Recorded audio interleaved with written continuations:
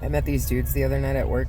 One of them was a mechanical engineer and he's from here, and then his buddy was visiting him from Florida.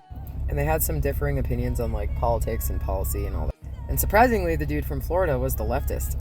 But anyway, engineer man decided he was gonna try to mansplain some shit to me. And some of the stuff that he was saying made it pretty clear that he doesn't understand how our financial system works. Which makes me think that some of you guys probably don't know either. So our financial system is based on debt. When the US government sets its budget for the year, the Federal Reserve literally just prints that money. It's not all printed in cash, a lot of it's just like electronic entries in a database, but whatever. And that's one reason why inflation kind of went crazy after COVID and after everybody got all that COVID money. Because the system was flooded with too many dollars, which meant that each dollar was worth less. Government spending is not based on how much is collected in taxes. Taxes are effectively a control for inflation. So when these huge corporations are getting all these tax breaks, it's actually worse than you think. Because the amount of money that these companies are not paying in taxes, that means that they are not subtracting that amount from the money supply. So that means they are getting to keep all of their dollars, which means that the value of the dollars that you are holding is less. It also means that everyday people with a lot less money than huge corporations are bearing the brunt of controlling inflation.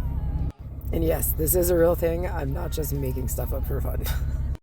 I was surprised by how many people saw that post. So here's a little insight about the deficit.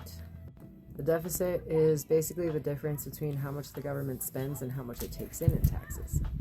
There's a correlation between the size of the deficit and how much inflation rises. Also, this is like a gross oversimplification, but I'm a bartender, not an economist. But a great way to reduce the deficit is not by reducing spending, but by requiring people with lots of money to pay lots of money back. Yes, and the reason why the economy was so much better at that point was not because the government was then turning around and spending the money that these rich people were giving it in taxes, but because it kept the value of the dollar up, instead of like right now, where there are too many dollars and corporations and rich people are allowed to hold on to more of them. The economy is like pie. The more slices in the pie, the smaller the slices are. We are allowing corporations and super rich people to keep more pie than they should have. And the discrepancy is only going to get bigger if these tax things that Republicans are proposing go through. Okay, so you are almost there. This is true unless there is an amount of money coming back in taxes that is of an equivalent proportion to balance this out. Republicans want you to think that the only way to lessen the deficit is to quit spending, but that's not actually the issue.